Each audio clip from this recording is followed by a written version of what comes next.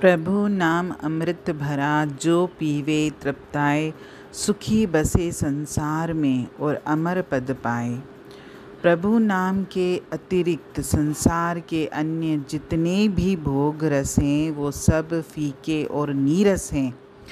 आम संसारी मनुष्य को संसार के विषय रस इसलिए अच्छे लगते हैं क्योंकि उन्होंने कभी भी परमात्मा के नाम के अमृत रस का पान नहीं किया। लेकिन जिसने भी एक बार प्रभु के अमृतमय नाम का रस पान कर लिया तो वो फिर स्वयं इस बात को समझ जाता है कि दोनों रसों में कितना अंतर है और वह भूल कर भी संसार के विषय रसों की ओर देखता भी नहीं है। वह तो बस हर समय परमात्मा के नाम के सच्चे रस का ही आनंद लेना चाहता है। लेकिन प्रश्न ये उठता है कि परमात्मा के नाम का ये रस हमको मिलेगा कहाँ?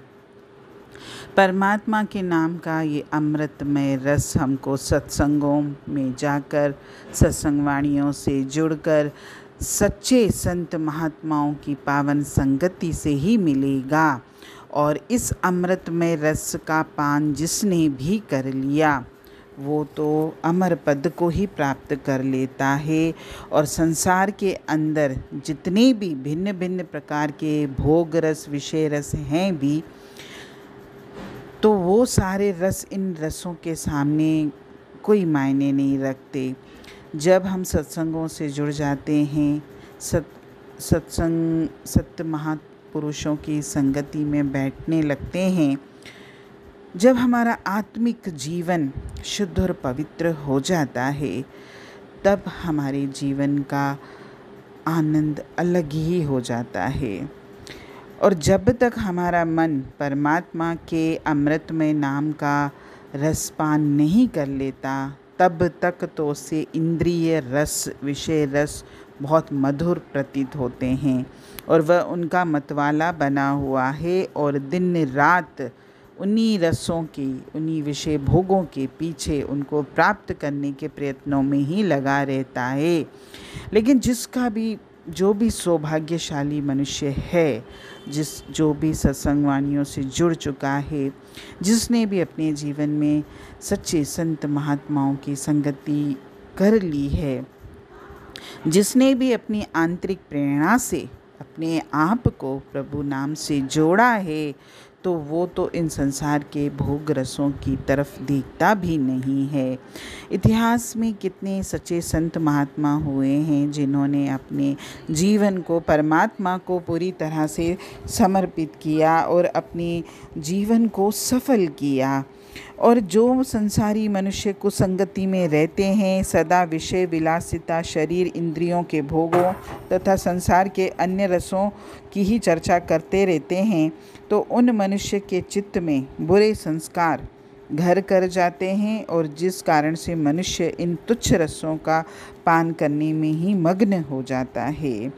और जिन्होंने भी सत्संगों का सहारा लिया है, वो सत्संगों में जाकर सदैव परमात्मा के पवित्र नाम की ही महिमा गुणगान को सुनते हैं और अपने आप को आनंदित करते हैं।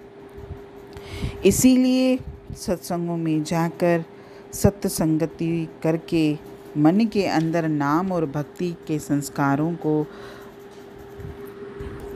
धारण करना चाहिए, जिससे हमारा मन स्वाभाविक रूप से भक्ति की ओर अग्रसर हो। सत्संग में निरंतर बैठने से मनुष्य के हृदय में भक्ति की लगन दृढ़ हो जाती है, क्योंकि सत्संगों की यही विशेषता है। और सत्संग में सदैव परमात्मा के नाम की ही महिमा और चर्चा होती है, तो हमारा मन अपने आप उसके नाम से जुड़ जाता है। सत्संग एकमात्र ऐसा स्थान है जहाँ केवल परमात्मा के नाम का ही बखान होता है।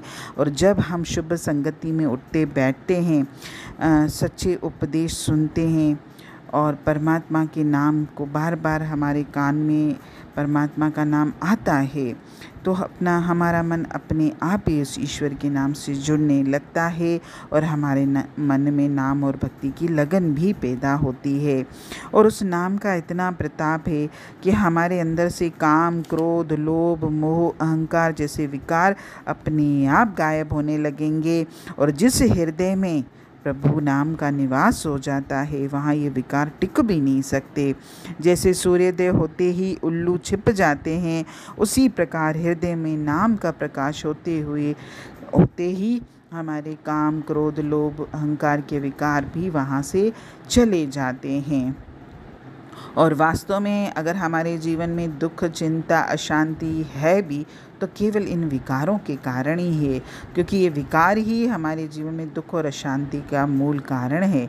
जब तक ये विकार हमारे हृदय से दूर नहीं होंगे तब तक हमको दुखों से, चिंताओं से, अशांति से छुटकारा मिल ही नहीं सकता और हमारा जीवन सुखरूप बन ही नहीं सकता। इसीलिए सदैव अपने मन को ऐसा बनाएं कि हम हर समय प्रभु के नाम के रंग में ही रंगे रहें। ऐसा करने से हमारा ये लोक तो सुखी हो ही जाएगा, हमारा परलोक भी सुखी हो जाएगा। हरि ओम।